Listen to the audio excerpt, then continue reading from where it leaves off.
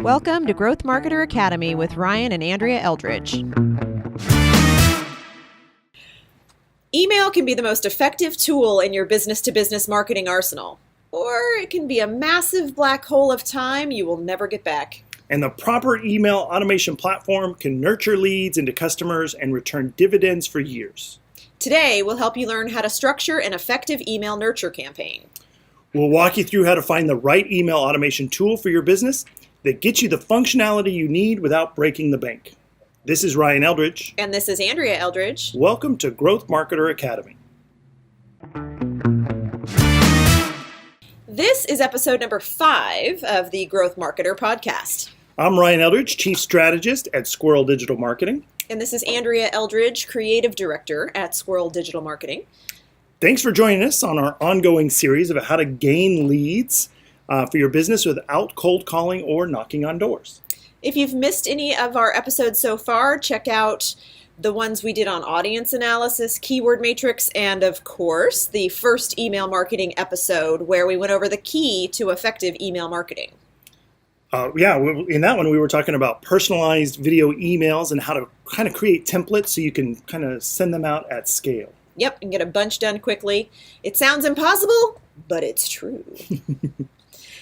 So in this episode, which is part 2, we're going to cover the structure of an effective email campaign, as well as how to choose an email automation platform that's right for your business. So let's say we've created a bunch of video emails, we finally sent them all out, and now what do we do? Well, at this point, you can either send them out to the void and just kind of hope for the best and, wait for someone to write you back. But really, the better option is going to be information. And I know this is totally all your favorite thing ever. So I'm going to let you just go on and on about what we need to find out about these emails. Well, you're going to need to know who opened your email and who didn't. You're going to want to know who clicked on your call to action in your email, assuming you put one in there. Of course, you put one in there. Of course you did. We want to know when they watched the video, how often they watched it, whether they paused in the middle of it, whether they forwarded your email to someone else in the organization, and how many times they watched it. We want to know, when did they click on the CTA? Was it partway through the video, or was it at the beginning of the video, or did they even bother watching the video and they immediately clicked on the CTA? We just want to know all of that information because we want to improve our sends every time we do it. We don't want to just make a bunch of guesses, send it out to the void and go, well, we gave it our best shot. And if we didn't get the response we wanted, I guess the whole strategy didn't work. Instead of being able to figure out from the data that you've collected which portions you can improve upon. Yeah. And we talked about Wistia in the last episode. That would be the video platform that we recommend, even though it costs I think $20 a month, and a lot of people might want to use YouTube, but we talked about the benefits of Wistia because you get the analytics, plus you can make your videos private, so only the people you send it to will see it, so they don't see this big giant list of 400 videos you sent out that say essentially the same thing to different people. So they can kind of go, oh, he made this video or she made this video just for me. And, honestly, let's say, so we're focusing a lot of this episode on video emails because it was the strategy we talked about in our last episode. But the information in this episode is across the board necessary, whether you're doing video outreach or traditional outreach, text-based email. It doesn't matter. You still need information to determine how to improve that message and how to improve your conversion from lead to customer. So the truth is, heck, nobody has time to do all this by hand. So there's got to be a better way. And there's platforms out there you can use like Yesware, where essentially it's free. You can just at least see that they've opened your email or not, things like that. But that doesn't give you enough information for you to take action. What you want is to be able to create a system that will automatically respond to your customer's behavior as they've used that email or done things with that email. And that way you don't have to think about it. Because imagine if you only have 5 or 6 leads, that's pretty easy for you to do by hand. But we're talking about at scale. If you've got 100 or 1,000 or 10,000 or 100,000 emails that you're sending out, there's no way you're going to be able to, okay, look at that. Joe opened his email. Yay! I'm going to send him another message now. You're gonna need something that does this automatically, and then you're only going back and dealing with the leads that are ready for you to talk to, rather than everyone who's just opened your email.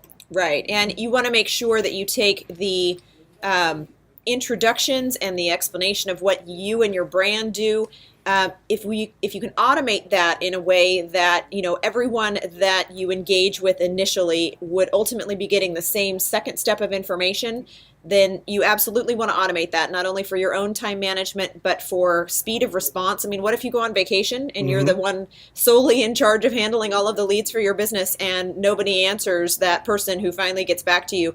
Instead, if you set up a sequence that automatically follows a certain path for that customer, then you don't have to be the sole point of contact, the sole person holding the reins to your potential revenue. So we've heard us mention a few times about a sequence of emails. And that's going to be based on the action that the recipient of that email takes, whether they open the message or not, and how to basically walk them along a path, what we've mentioned in the introduction as a nurture campaign. So what would a nurture campaign be intended to do with a cold lead, for example? Well, if you just send out one email to somebody, it's almost like you calling somebody once. Like, imagine if you called your mom once and you were like, I just need to find out what she wants for Christmas, so let me just give her a call real quick. And you called her once, let it ring a couple of times, and she didn't answer. You go, well, I guess she's dead to me. I'm never calling her again. Right? It's the same with email, right? You can't just send out one, and if they didn't answer you immediately back, you're like, well, that guy's dead. I'm going to go find someone else to go. You're going to run out of leads really fast. Yeah. So what you want to do is you want to be able to send them a series of messages. You want to be able to respond appropriately when they don't open the message that you've sent. And then if they did open it, but they didn't take an action, you want to nurture them into the next possible step, right? Because not everybody's going to open their email and go, oh my God, I am absolutely in love with this offer. Anything you're selling, I will buy. Can I just send you my credit card immediately? Can I have 7? It's perfect. It's rarely going to happen. If it does, awesome. You're really kicking ass, but I'm kicking butt. But let me say that again. If it does, then you're really kicking butt. But overall, it's likely not to happen. So you want to be able to send them several messages, give them almost like a story arc to your email, so that way they stay interested, they keep opening them, and then eventually nurture them into the actual action you want them to take, which is become your customer. So we mentioned briefly that, one of the two paths that will happen from this initial email that you sent out after our last episode where we talked to you about how to make this amazing video outreach email. But even if it wasn't video, so you send out your initial email to your potential customer, potential lead. So they are either going to open it or they're not going to open it. Yeah. And so let's talk first about what happens when they don't open it. Well, in general, again, you don't know. Maybe it's your subject line that turned them off. Maybe it was the pretext line that turned them off. Maybe they were just busy. Maybe they were out of town. Maybe they weren't looking at their email that day. Maybe they're one of the few people that don't get their email on their phone, and they only check their business email when they're at work. So you have to keep in mind that your first chance of contact isn't always the only chance of contact. And so I kind of follow the Frank Kern method. Frank Kern is a pretty big internet marketer, and he says, email them until they open it. And I'm like, whoa, that's probably a little too much for me. Otherwise, you're going to be sending 100,000 emails over and over and over again. And you'll quickly be on a lot of junk mail spam lists. So what I do is I modify that by saying, you know what, if I'm giving somebody 10 chances to open my email, that is more than enough, right? And I just change up my subject line. So if my first subject line is kind of down to the earth and kind of regular, normal, like I've got a new strategy for you, click here to open, whatever. That may not resonate with everybody else. If I do something that's really quirky and funny that says, have you seen Miss Pac-Man eat this, whatever? And they're like, what the heck is this? And they open it. That also may not resonate with somebody who's a little more... They might open it, but then do nothing else because it's not what they expect. So usually what I'll do is, in this case, is when I'm sending out an email, a first contact email, is I'll write probably 50 different subject lines, and I'll use my personas, the ones that I would have built if I was listening to episode 2, where we were talking about audience analysis. I'll go through my personas and I'll say, well, what would resonate with this particular persona? And I'll write different email headlines to each one of those personas to see which one they would open. And then when I actually send out my emails, I'll set up the automation system so it'll send the email first with what I think is the most successful. The strongest of your candidates. Exactly. And then if they haven't opened it, then they'll get the same exact email, but just with a different subject line, maybe a different pretext. And then again, I'll send it again and again and again with just different subject lines and different pretext combinations until I find one that they open. And if I get to 10, then I just give up. I just go, that person's obviously not going to be able to be contacting me by email, at least not at this time. So I'll put them into a new segmented list. I won't necessarily call it dead, but it's certainly not going to be I'm going to contact this person until they die. Got it. So it's clear that a lot comes down to the email subject line and preview text. What I would suggest here is that you do exercise some caution. There's a statistic from optinmonster.com that showed that 69% of email recipients report an email as spam based solely on the subject line. So if you're going to go with something that sounds particularly spammy, like you got to get this now with, emojis and exclamation points, maybe go for something else, something that doesn't scream, I just sent this message to 800 people. Yeah.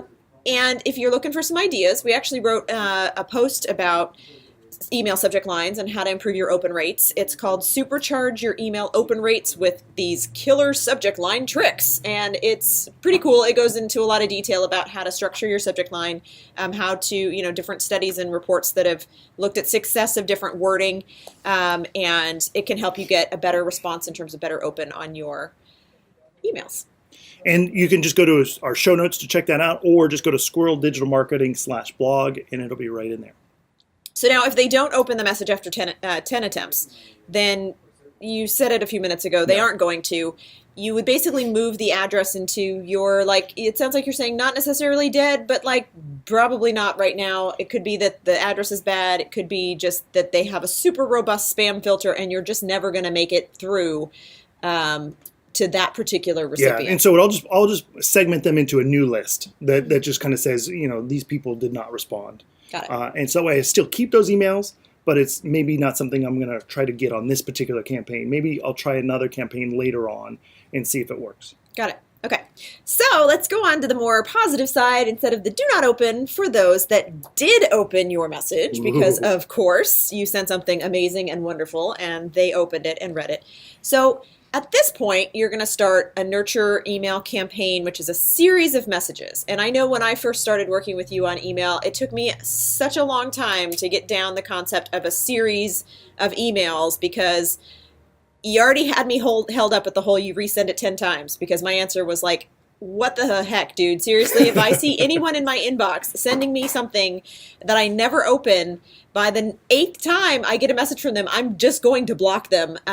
But that said, you've mentioned and you've pointed out that people get so many emails in a given day that they don't necessarily see all that comes in a given day. They've been on vacation, or they came back to 20 of them and they just kind of go, I'll get to those later. Some people never clear out their inbox, and it's just going to take that right time and place of your message in being in front of their eyeballs for them to actually open it. So it's just like advertising on the television or the radio. Repetition helps. If you send one message and then you run one commercial, unless it's the Super Bowl, if you just run one commercial and go, well, I guess TV doesn't work for us, it's just they're not right. It's like a plumber isn't going to get 100 phone calls from a commercial on television that says, oh my gosh, I've been waiting to call somebody. My bathroom's been flooding for the last 6 months, and I just saw your ad. This is wonderful. So serendipitous. It's so amazing. Yeah.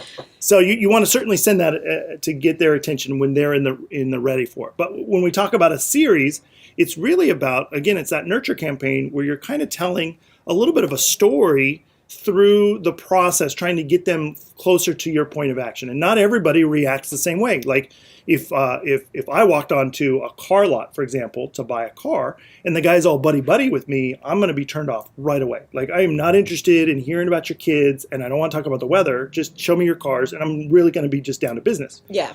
But someone else might be really turned off by that because they want to build the rapport with someone. And so feel like they can trust them, and that even if it's a false friendship, it gives them a more of a comfort level. Some people say that false friendship is really being polite. And without that politeness, they feel like, oh, well, this guy obviously doesn't want to sell me a car because he's not being very nice to me. Or there's not an element of caring whether it's legitimate or not. It feels that way to the recipient. So what we did is Ryan Dice, who's the CEO of digitalmarketer.com, has a basic series that he talks about that I follow in his Invisible Selling Machine series. And so I'm about to save you $2,000, so you don't have to buy that series. I'll just tell you how it works. Bargain. Yeah. And so what we do is we usually start out with a series playing on whatever somebody's best parts of themselves are, right? Everybody wants to gain something in life. We all want to move forward. We're always talking about forward motion. So I don't buy a car simply because I just need to buy a car. Usually there's some sort of motivation behind that. Either I want to move forward, like I want to get a better car. I want more fuel efficiency. Family where they're going safely. Yes. Or look cool on the road. Oh, I definitely need to look cool on the road. So you're looking to gain something. So your first message is really all around the concept of gaining. You want to point out the really cool stuff about your offer and what they're going to get when they get it, right? Mm-hmm. So you're going to talk about your super amazing marketing report and how that's going to make them look so smart in front of all of their colleagues and maybe in the next presentation. You can talk about how they can make more money, how they can earn more customers, how they can have a successful product launch or create a new service that will make them a bunch of money. So you really just want to focus on the benefits or the gains that person's going to get from that first email. So that is the structure of your first message after you send out your initial outreach message.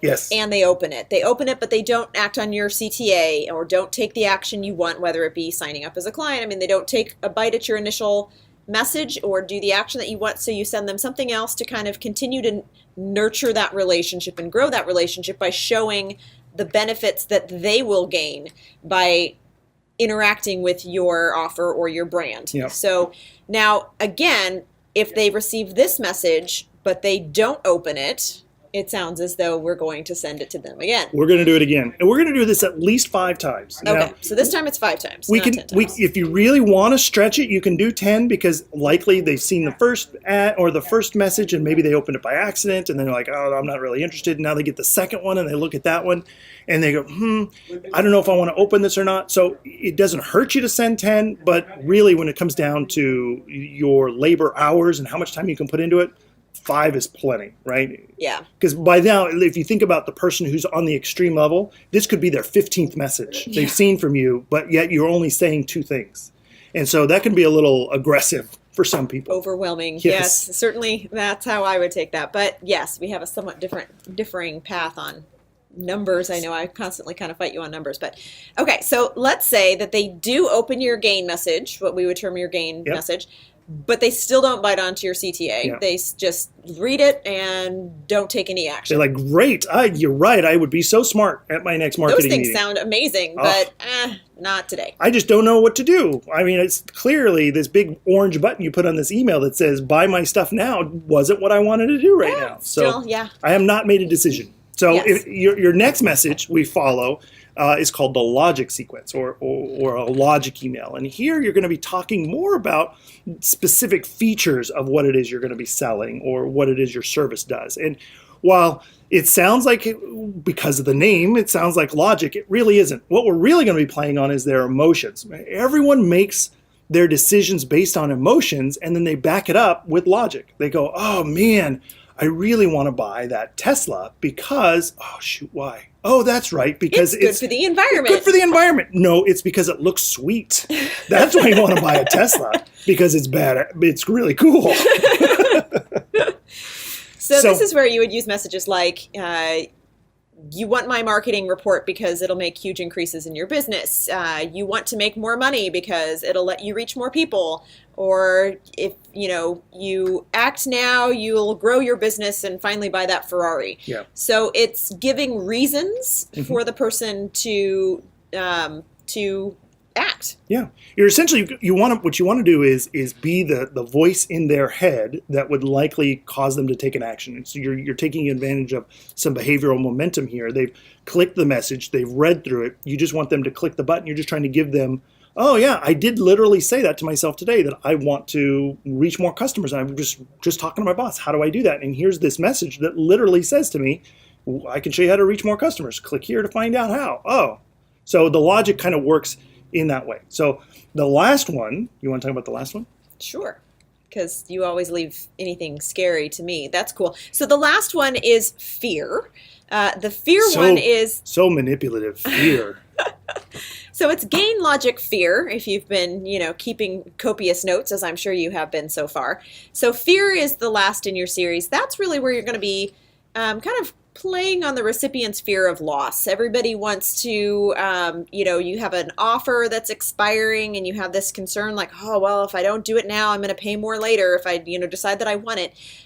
It can be fear that their competitor is getting something that they're going to be missing out on, that basically you're giving some sense of urgency placed in a way that basically says if you don't, there will be some sort of negative consequence. You're not threatening them, but you're just, again, kind of saying, hey, such and such many of your, fellow carpet installers have, chosen to use this accounting software and it's improved their business by X%, for example. So that's something where you're kind of playing off of their fear of being left out of a success that their competitor is having with your product. Don't be the only, poster salesman, if that exists. Don't be the only poster salesman without this report. Yeah. Don't go to the conference this weekend without this knowledge. Or the sale is closing in X number of days, you have to act now. Or this coupon code is expiring. There should be some sort of sense of urgency that they're going to lose out on the offer, they're going to lose out on the discount, they're going to lose something, and it's scary. And, I don't want that. And even if it's just, hey, reserve a spot for my webinar now, even that alone can be enough fear. Like, yeah, I should reserve it. I don't know if I'm going to go yet, but I should reserve it. That's at least plays on that fear of loss. And if we haven't already made it abundantly clear, every time they get a message, if they don't open it, they get it again. They get that first message up to 10 times with different subject lines and preview text. Subsequent messages, so let's say they do open your gain on the third send, and then you send them the logic message, and they don't open that for 3 times. So the subsequent messages, they'll get up to 4 to 5 times, depending on how many subject lines you want to cycle through to get that message out. And here is, of course, where I always say, dude, that is so flippin' many emails to send someone. If you have their entire inbox full of your name, there is like no way that you're not going to look terrible. And you always tell me, it's and really, I try to take a deep breath. It's really all about the statistics. This is not about our emotional response to how many emails we think we're sending. I mean, really, we're only going to be in this person's inbox as many times as they're willing to look at it, right? I mean, the statistics show that this method works, and if you are just sending once and going, well, I don't know if I want to send them another one, they might get offended. Let them be offended then, because of the 10 you're going to offend, the other 99 will be like, whoa, assuming that you're only going to send this to 109 people. Well, the thing that for me resonated more than that, I think, because that still didn't totally convince me, honestly, that it wasn't still overload, was there was a statistic at one point that you mentioned that was the average email user is exposed to 5,000 advertisements and brand mentions in a given day. Their inbox is full of stuff, regardless of what email it is that you've gotten a hold of. If you've gotten an email address that's on a public list or something that's been put out there, you can be 100% confident you're not the only person contacting that email account. And so you do need to be there when it's the right time for them to see and notice and open. And you're right, now that we have done it for as long as we have, I've been able to actually see the data and statistics that do support it. Initially walking in, and the reason I keep pointing out how hesitant I am is because I am just imagining that you on the other end of hearing it probably have the same hesitations I do when we say send the first one 10 times, then after that each one 4 to 5 times, send it until they open it up to a certain point. That you are likely doing what I did, which was, holy heck, I'm not going to sit there and keep barraging my potential lead because they will never want to engage with me and they'll block me from their sender list. I felt that way, but the data just simply says that my feelings are not true. Yeah, and so I just had to shout that down. It's because you're somebody who literally opens up every email you get.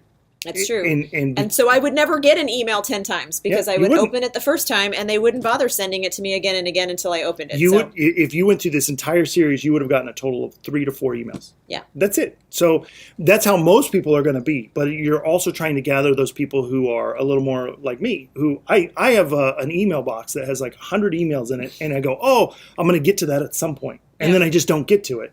But that's just me. And so if I get several messages from the same person with different subject lines, boy, this guy really wants to get a hold of me. What the heck is he saying? I'll eventually open one of them and look at it and go, that's kind of interesting. So you're playing to different kinds of styles. Yes. Makes sense. And this is why you need some sort of marketing automation platform, because you have to be able to manage all of those different kinds, but you also need to know things like which subject line did this particular person open up, or which subject lines are most of my audience resonating with, or what time are they opening. There's this big debate about when is the best time to send an email to your list. Is it 7 o'clock on a Tuesday evening, or is it 4 o'clock on a Wednesday afternoon, or should I send it at 6 in the morning on a Monday so I can get them before they get to work? So this will give you what is your audience, when are they opening it, what are they reacting to, and marketing automation software just makes it easy to get that data and process it. So what about that person who gets all of your messages and they open them all, but they still at the end of the path just never go for your CTA?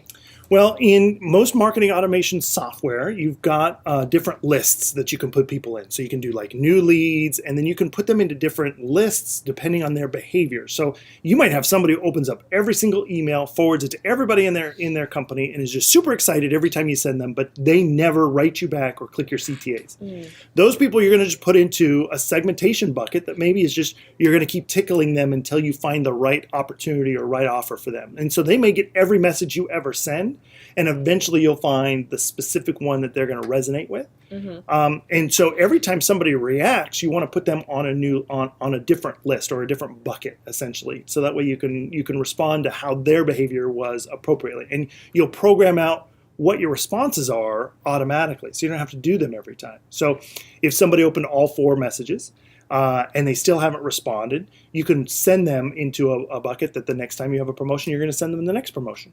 Or you can send them what we call the breakup message, which we didn't even talk about here. Well, I think that's because when it comes to a breakup message, I don't think you would do that on a nurture campaign typically early on, unless there's someone who, I would imagine that in terms of a breakup message, you'd probably have sent them over time. Well, a breakup message isn't necessarily that I'm never going to write you again. It's a breakup message is this offer, obviously, I'm taking this offer off the table. I'm no longer going to talk to you about this particular offer anymore. Because I don't want to bother you. It's obvious that this isn't something you're interested in, so this is the last you'll hear from me about this specific thing. Yeah. Got it. Okay. And Andrea hates it when I necessarily apply it to the dating world, but it's kind of like the dating world, right? If you see someone at a function, a social function, or a bar or something like that, you might walk up to them and say, "Hey, how you doing? My name's Ryan. I'm just hanging out. What's going on?" And they kind of like partially respond, right? You might approach them once or twice, but after a while, if they're just not hitting off with you, then you're just going to go and say, "Hey, listen, I don't want to take up your whole evening. I really had a great time giving you a couple of drinks. And if you're interested, here's my card. Call me," right? And you're giving them the breakup message, but it doesn't mean you're writing them off entirely, because you are dead to me. If that person hunts you down in the parking lot and says, you know what? I was just not feeling good. I really want to go out with you. Let's go have some coffee. I'd be like, well, I wouldn't now because I've been with my wife for 21 years. And but I would kill you. But yes, got But it. 21 years ago, I would have been like, oh yeah, let's go get some coffee. So it's just like dating. It's really all about building relationships with your target. And when you build your relationships, with email, you can do it all automated. So you don't have to like put your soul on the line every time you want to talk to a pretty girl.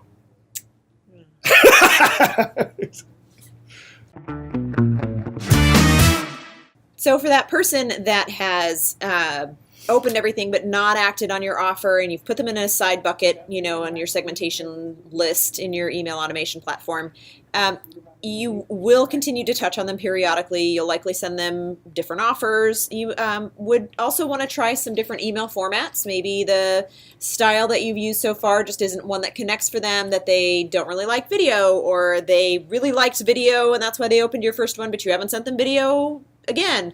Or maybe you have an animated GIF that you come up with at a later point that engages, or maybe it's your color scheme, or the layout is too busy, or you've been using too many words. Really, it can come down to, as you fine-tune your email strategy, some of your early people that you've put on a re-engagement list for later may be ones that you target, in another month or two from now, once you've made some adjustments and improvements to your outreach. Or like we said, they may have loved every email you sent. They gush over it. They think it's perfect, but it's just not the right offer for them right now. And so by putting them into another list, and you hit on it there just a few seconds ago, called the re-engagement list. Next time you either have an offer or you want to reactivate those like dead leads that aren't really doing anything, you can send something to that list to try to get them re-engaged. And with that, you don't send them offers so much as you maybe tell them a story about the last time you were at a conference, or you're just trying to get them to open an email to get back into your engagement list. Now, there is a point, though, where leads on your list, we kind of touched on it before, particularly those addresses, for example, that never open. Those that maybe opened the first but haven't opened a single one since, and you've tried sending them different things and they just aren't opening. There's going to be a point where you do want to remove those email addresses from your leads list. And the reason is because as we get into talking about email automation software, and as you start going out shopping for these software applications, you'll find that you pay by the number of contacts. It's not one at a time, but like, for a certain group of contacts. So like if you're under 200, you'll pay one price. If you're under 3,000, you'll pay a different price. And so if you have a huge list of disengaged leads, it isn't benefiting you. It's going to be something that if you continue to reach out to them, you're going to have a higher spam and junk sender rating, and you could find that if you have your entire outgoing email address marked as spam by someone like Google, for example, they won't even deliver your messages to legitimately interested leads any longer. You'll end up finding yourself going straight to the junk mail. So it's just not in anybody's best interest to hang on to addresses that you have determined are not at all interested in getting what you're getting. And a kind of a pro tip here is this is one of the things that we do is, let's say we've got a list that we've never sent to before. Like we went to a conference and we got a bunch of opt-ins, but then we kind of mix that in with other lists. Maybe we rented a list, or maybe we purchased a list from someone else, or wherever. We just have a big conglomeration of emails, and we're going to send out this to like 15,000 people. Let's see how that goes. We're not going to use our main software platform for that, because it's just going to overwhelm them. It's going to make our stats go crazy. We're going to get a lot of spam complaints because these aren't people that are like engaged and asked for our attention, and we're going to be sending them unsolicited email, and that's not cool. And you want to vet out the good addresses, the good contacts and leads from those that are. So there's list cleaning services you can use that'll just charge you a one-time fee to what is essentially clean your list. It'll go through all of the emails and check to see if any of them are invalid or don't work anymore, or if they're structured incorrectly, and they'll remove all of those from the list. And then from there, from the list cleaning service, then you go and get like a cheap mail service. Something like MailerLite is one that we've used. MailChimp is something we've used before.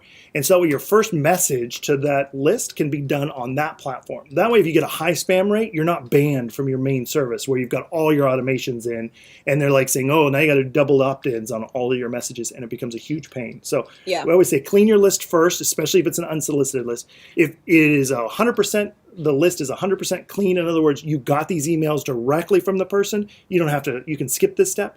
But if it's something where you're borrowing a list, or the list came from different sources, you might want to clean that first. Yeah, and you mentioned early on conference attendees. That is a really common way, I think, for people to reach out to others in their own industry. Yeah. And it's really important that you clean that list before you use that in your own email platform. So let's talk about email automation software.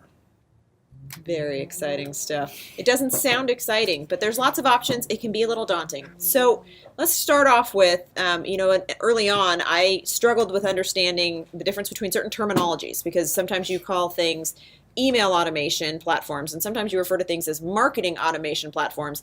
They seemed in the beginning to me like they did the same thing, and they don't.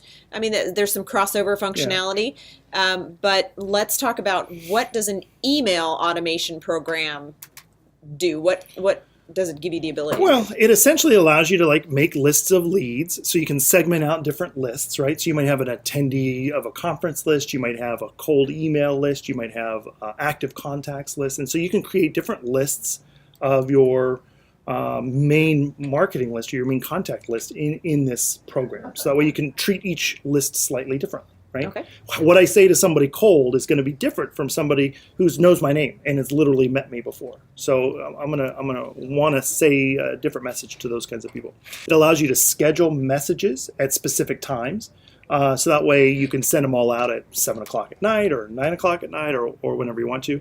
And it'll also give you the ability to send out hundreds, if not thousands of messages without having to go to like your email, like Hotmail or Gmail, and going compose, paste, write, or blind CC everybody. I mean, we've all gotten those email lists where the person forgot to hit blind CC and they've got a freak ton of emails in there. Yeah. And you're like, oh my You're gosh. like, oh my gosh, dude, seriously. Use Thanks for email sharing correctly. everyone else's email address. Awesome.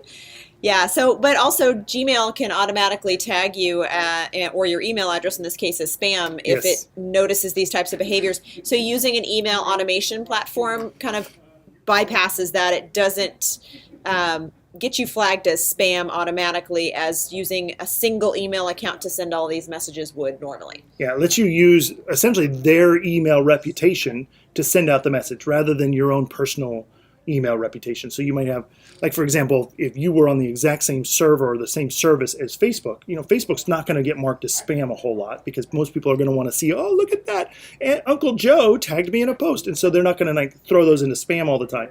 And so sharing the reputation with Facebook would be pretty great. Yeah. But you also don't want to share with, Joe's Oil Change down the road, who sends you a message every 3 days that says, come in and change your oil. I don't know why he sounds like an old-timey guy, but he does.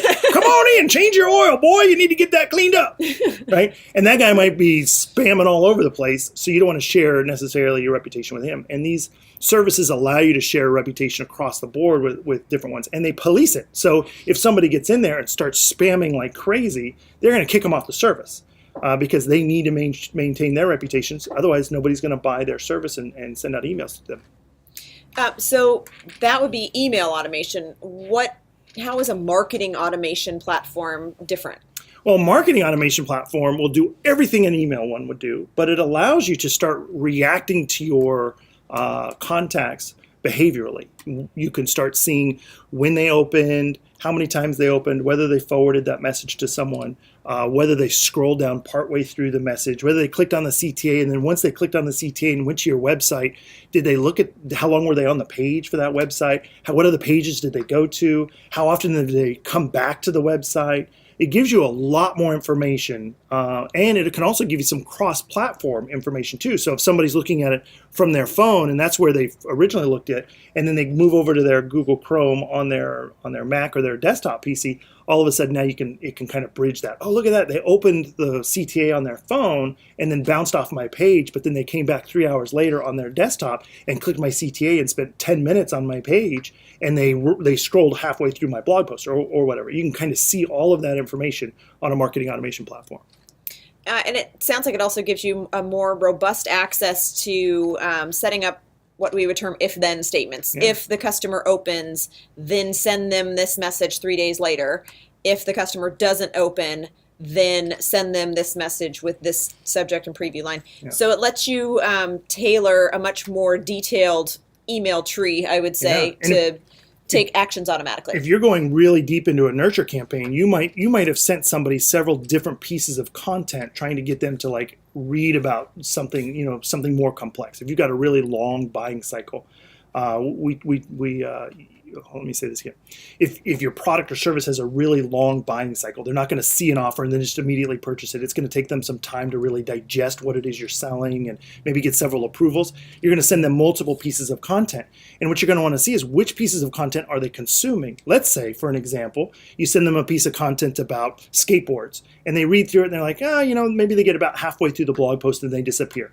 And then you send them a message about different types of tools to repair skateboards, but they spend 10 minutes on that page and scroll all the way down to the bottom and click several links throughout that message. They're probably going to be more interested in skateboard maintenance, if that's a thing, than they are about like how to do tricks, right? And so now you can tailor your messages in future contacts with that person about skateboard maintenance rather than talking about how to do tricks or, the best boards to buy for such and such a thing. Does that make sense? Yeah. And so it's probably clear, as we've talked about Ryan's love of analytics and tracking, that we recommend marketing automation platforms. Yes. Go for tracking. Because more data is always better. I love your crazy eyes when you say that. Well, it's not necessarily always better, but still just the general gist of data. Get get data. So when it comes to deciding on the platform that is going to be best as a fit for you and your business, let's start with some entry-level basic solutions. So these are going to give you limited solutions for limited costs. So they're best for a small or mid-sized company, someone that's got a smaller lead pool, those that don't have the resources to track or monitor a lead response. So this would be something where it's like just you trying to keep a hold of this thing and you want to set up a series of messages, but you're not really going to do anything with the data, even if you had it, because you don't have the resources to take action based on that. So if you're running your own marketing in-house, this is potentially going to be a solution that'll work just fine for you. You just want to send messages on a set timetable, or as Ryan hinted at a few moments ago, if it's you can use these types of platforms to vet your list as well, because sometimes based on just cost for send, it's better to use one of these lower priced platforms to get through and determine which of your addresses are going to be actually effective leads, instead of using a more expensive mid-tier product that you could potentially burn.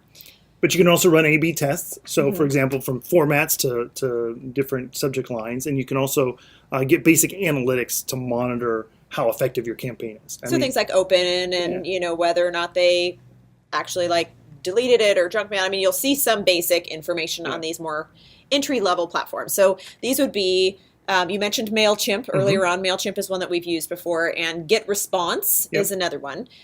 You're typically limited to a templated message formatting.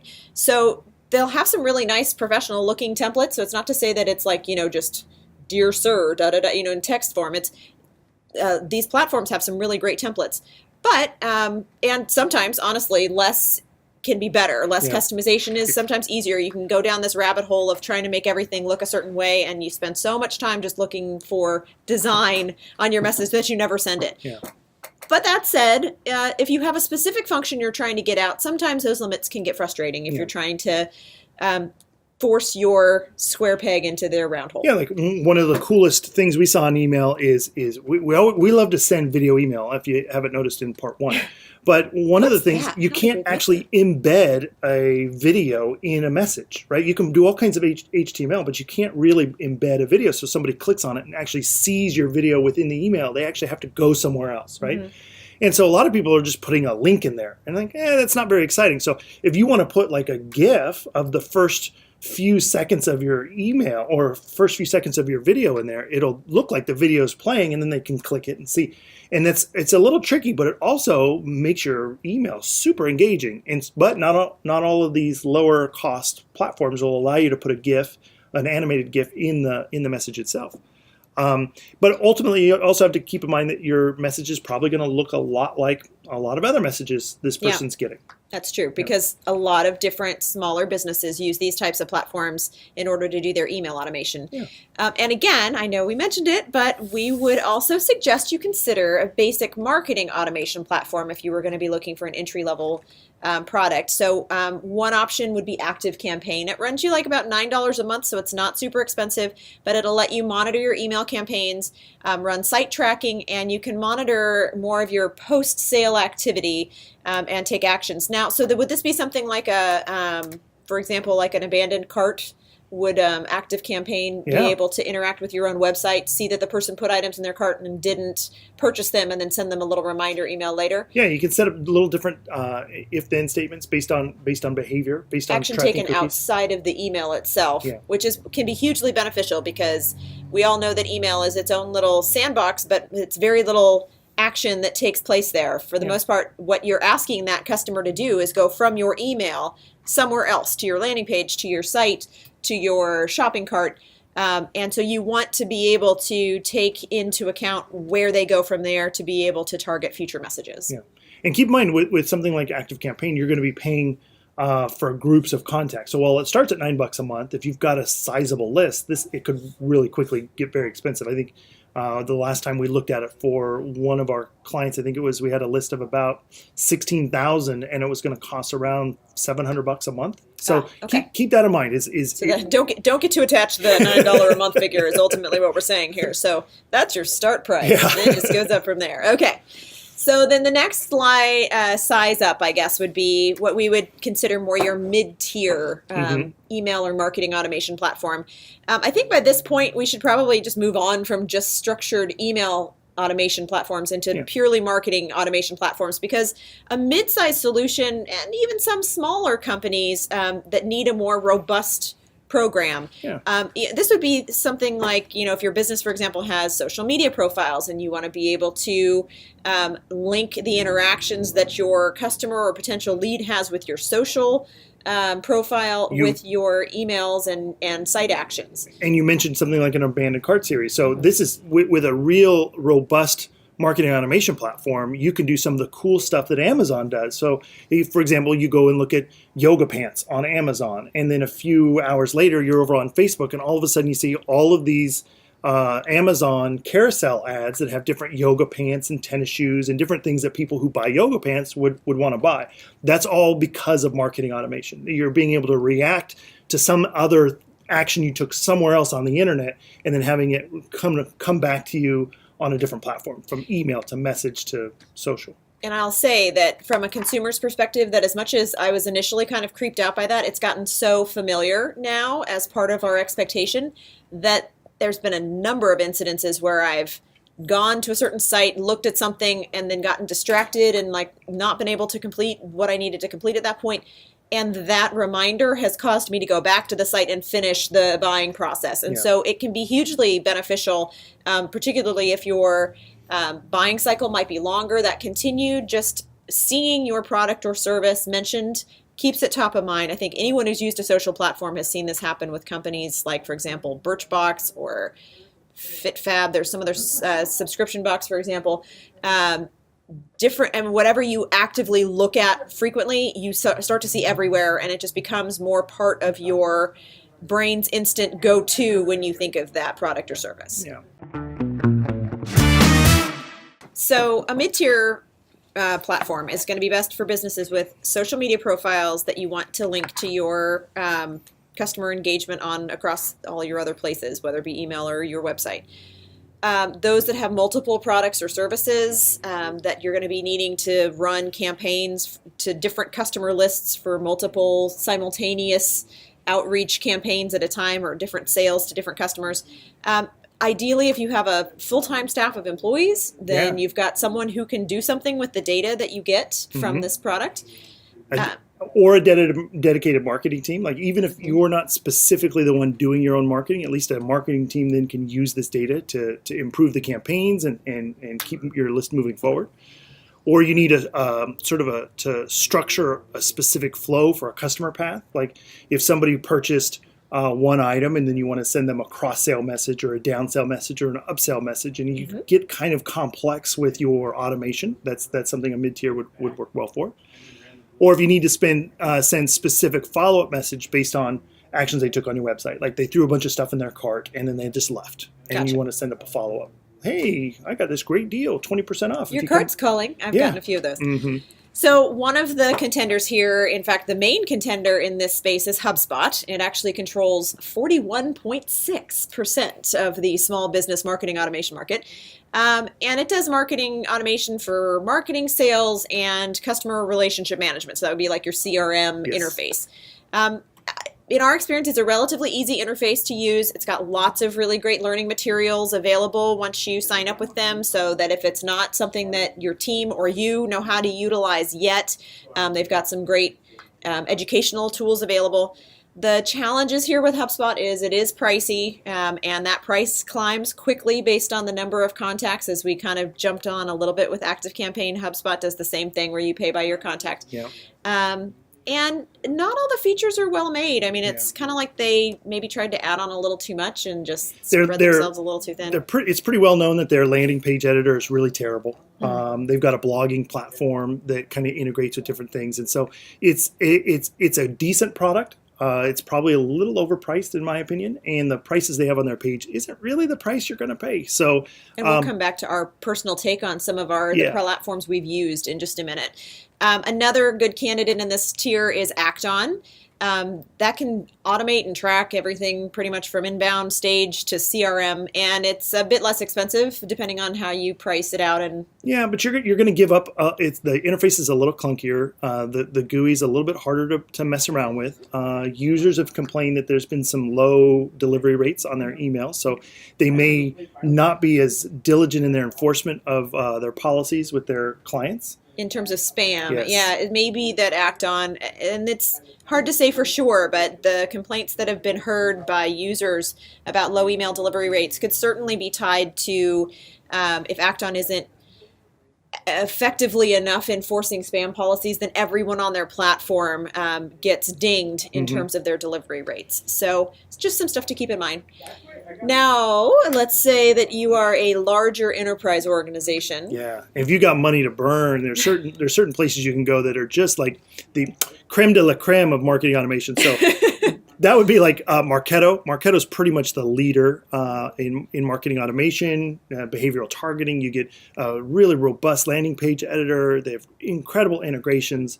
And their customer support is just the best. You literally can call their customer support on a Saturday afternoon, and they will be responsive and help you with whatever you need. There's also Salesforce recently purchased Peridot, and I see them in my Facebook feed all the time. So if you're a Salesforce user, Peridot's probably just going to be something that's really easy to move back over to. But integration would be really strong with Salesforce, yeah. It sounds like. But it's going to be a little expensive. You're going to be paying top dollar for these. So if you don't have a dedicated marketing team and a large budget to really be able to take advantage of all of the tools it's got, if you're a first timer, these can be a little crazy. Yeah, it would be something like, buying a Ferrari when you're still learning to drive. That might not be the best thing to do. Or a Tesla. We talked about Tesla earlier. Yeah. I don't know. I think maybe some people would buy a Tesla when they were learning, but still, let's just go with the don't overdo it too early on. Cut your teeth on an earlier product if you are still learning how to utilize this sort of software, because when you're going to pay full top dollar, you want to make sure you take advantage of all of the tools that you're buying at that price point. So how do you choose? I mean, in addition to budget, obviously, you're going to need to take into account a few things. Well, because most of them charge based on the number of contacts you have. You just need to figure out how many contacts you have, right? And how many active contacts you have. It doesn't matter if you've got a list of 100,000 if 99,000 of them don't care, don't ever respond to you, because that you're going to just put in a list cleanup service. But if you've got a good solid list, keep in mind you're going to be paying for every contact you've got in that list, and so you want to make sure that you're choosing the right platform for you. And when you see them on when we talk about pricing, when you go to their web pages and you see their pricing listed, call their customer service number, especially towards the end of the month. They always work out a deal better than what's on their price on their page. So if you want to get a little better deal, call them and actually talk to a real life human. Don't take the first offer off the website, that's for sure. And we've learned that over the years with pretty much all of them. So the number of contacts that you expect to add each week or each month is also important, because your price will continue to rise on some platforms if you don't purchase the proper number of contacts. The kinds of analytics and reporting data you want to be able to generate and that you'll be able to use effectively. Also really important is the other platforms you want the program to integrate with. So you mentioned Salesforce. That's one that, a lot of them do integrate with, but some better than others. And so you want to take into context the programs that you're already using so that your marketing automation can play nicely with those programs. So Google AdWords, Salesforce, Facebook ads. I mean, a lot of these platforms will integrate with different types of tools that you're going to use and you're going to want to report on, because in the end, you're going to need to track your ROI. If I spend $1,000 on a marketing platform and I've only gotten $500 back, this probably isn't the right choice for me. And I need to know that. And if one of the biggest challenges we have as a marketing agency is we've got to do all of these reports every month on how many clicks they got, how many views they got, or how many ads we ran, how many emails we sent, what were the click-through rates. And so integrating that all into one big marketing automation platform makes it a lot easier. So keep in mind about the other things you're going to use it for. And so in our experience, we've actually utilized several of the platforms that we've talked about so far today. And each has its advantages and its challenges. So we just figured we'd go over a few pros and cons of each from our own experience, starting from kind of lower tier level and going on up. So MailChimp, we've actually had some experience with MailChimp. It sounds like it's from what you've told me, a useful tool for sending like regular newsletters or one-time promotions to a large list for vetting a list. And it offers a low-cost option for lots and lots of contacts. Yeah. So that's the real benefit there. But it's limited. It doesn't offer much more than email management. Yeah, you can add on a marketing automation platform as part of your service, but it's kind of expensive. I think it's $300 to add it on, and then I think you also pay by contact. So it's not their bread and butter. Their bread and butter is email. By the time you move on to marketing automation, you want to move to a different platform. I would, yeah. I mean, if you just want to add it on there because your list is already there and it's easy to use and you don't need all the other bells and whistles, it's something to consider. And you mentioned MailerLite earlier as well. Yeah, MailerLite is something we've been using recently, and we're really happy with it. And it's relatively inexpensive. They got a free version where you get up to 2,000 contacts, and it works pretty great. And their delivery rates are wonderful, and so far we've been really happy with it. We've only been using them for a couple of weeks now, but. And that's based on, again, just a regular email automation platform, not marketing automation. Yeah. Okay, so those are some good options. Active campaigns we mentioned earlier and started to talk about our own experience with. Relatively easy to learn interface, decent site integration for smaller sites that want to build on a template format. Particularly if you have compatible coding, that can kind of come into play there. Or if you have a templated website that is one of the ones that Active Campaigns integrates with automatically. You will need to build your landing pages on a different platform. Yeah, we use for when we're using MailerLite, it's the same way. So Active Campaigns is another service that we've been using, and so we just use like ClickFunnels or Unbounce or Lead Pages to build the landing pages, and then have the marketing automation software pick up the rest of it for us.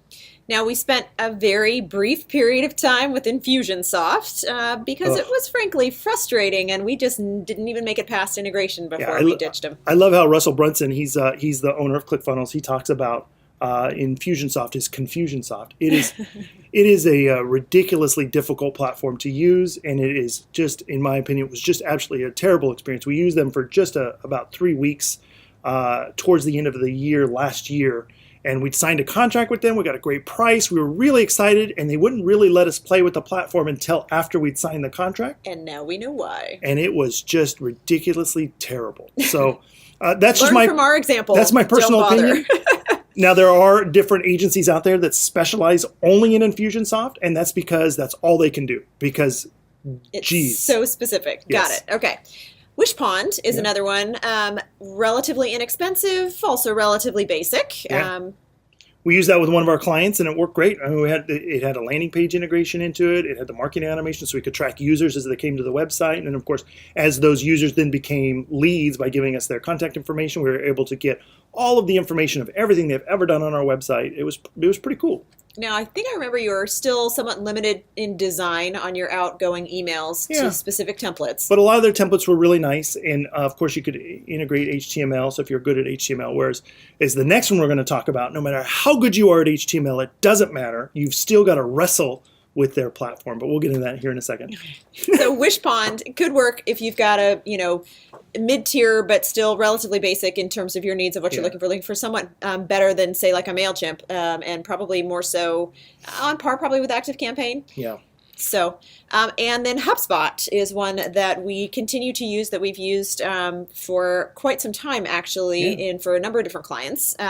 It can be challenging to get started because it's got a junk ton of features and capabilities. But as we mentioned earlier on, it does have a pretty robust learning platform. So if you have a marketing team and you want to send Joey to HubSpot training, he can spend some time in their tutorial section and really learn up for you. Get to be an expert. They have a bunch of certifications in there, so you can really dive deep into some of how to use their platform really well. So hours and hours, probably over 100 hours worth of training, easily accessible.